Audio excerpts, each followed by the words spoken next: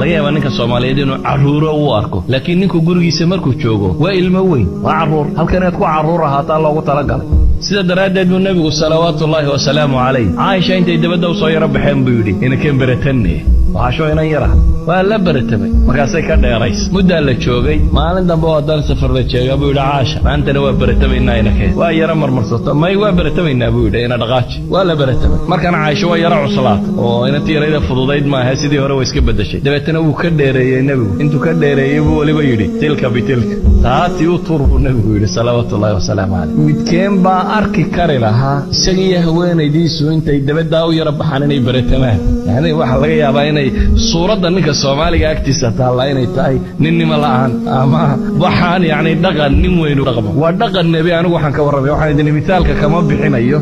cid kale tusaale kama bixinayo waa tusaale nabi Muhammad salawaatullaahi wa salaamu calayhi oo ah bashariyada ciddii loo soo diray inuu hago ilaahay baa wuxuu abuuray kuwa jecel subhanahu wa ta'ala sida daraadeed ayuu nabigu salawaatullaahi wa salaamu calayhi dhaqama ka muuqanaya muujinaya in guriga kani uu kalgacalkaasi ku dhisnaado sida awgeed buu Aisha maaliku tiri ilaahay rasuulkiisa hooyanka loo dhamidee kunya bay leeyeen ana kunyo Abdullaahi buu ugu yeedhay Imaam Ahmed xadiiskiisa ku tilmaamay bal markuu u yeedhay uu tarxiimin jiray ya Aisha magaco bad la gooyo magaco in la tuuro in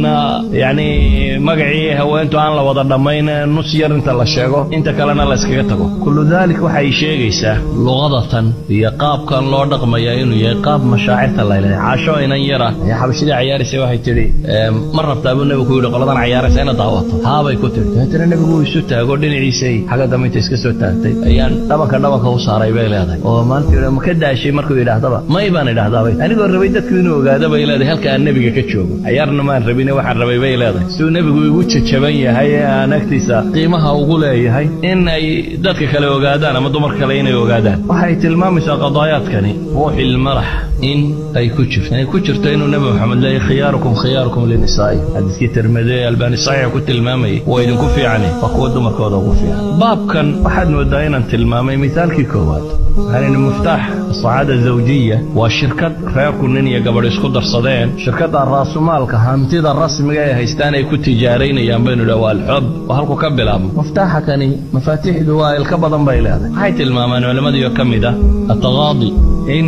حساب تبضاني تزيد المسافات بعدا إن ليسوا دلقات وحيابا بدن إيش اللي قرقو تكالقع القوو بيرناضو وحانكو سوكوبي يوم قريقا مسلم كاي وقريقا القعايل يسؤور فيو baan ku nool waa guri naxariis iyo muaamaladii fiicneeyay nusuusta quraanka iyo xadiisku sheegaysa ihsaan iyo isaar iyo wanaag oo soo dhan jira cadaalad iyo raxmo iyo waxa quraanku sheegayo dhan waayo waa meesha la rabo in lagu barbaariyo ubadka bulshada u soo kacaya oo ubadku inuu guriga ka yimaado isagoo yaqaana macna al-hub iyo dadka kalgacalka loo haynayo naxariista cadaaladda dhimirsanaanta afwiga tasaamuxa kullu dhalika nusuusta quraan ee tirada badan la sheegayso ee lagu yiri dadka kala kula dhaqan waxa awla u ah ugu horeeya inaad kula dhaqanto maxay taa nolosha wadaagtaan haweenna waxaan ku soo koobaya iyada nabi Muhammad wuxuu yiri salawaatullaahi wa salaamu calayhi gabadh baa u timid dabeetana danay lahayd baa ay ka wareysatay markay dhamaysatay wuxuu ku yiri nin ma leedahay haabay saysku tihiin buu yiri arrinkiisa saatahay waxaanu taag waaye mooyaane wuxuu u baahay uma meel yeela bay leedahay yani wax kasta in raali galiyaabaan isku daya wuxuu nabigu yiri ku dadaal isaga janniya naartaadii buu nabigu yiri idan haweenayda ninka waxa caanka ah atakabbur bay dhahdaa iyo alkibriya marka wuxuu isleeyahay armaad dad waxay yar samayso lagu yeesayaad hoos u soo dhacday waa uqdatu naqs raga ku jirta bay dhahdaa cagsiga dumarka bay dhahaan waxa ka asala sulukiyaadka lagu yaqaan al-inaad madaxadaygo ninkan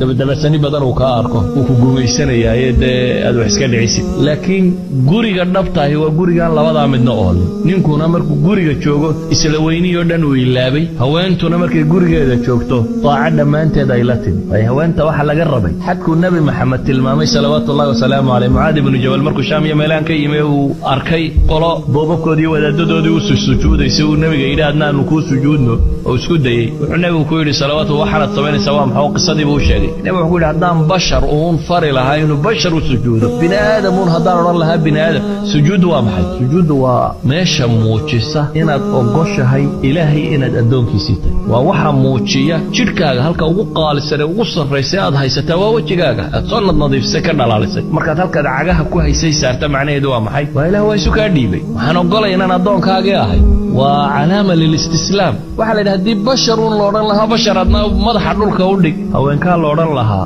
raggiinna u sujuuda idan haweenayduna cinaadka ha iska dayso ninkuna takaburka ha iska daayo guriguna kalgacalkii maalintii arooska laga olololaahaa lagu dhisayey maalinta xabaasha la qabanayo inuu sidii u jiraabaa loo baahanyay ma gaboobe ha gaboojinina wallahu aclam billahi tawfiiq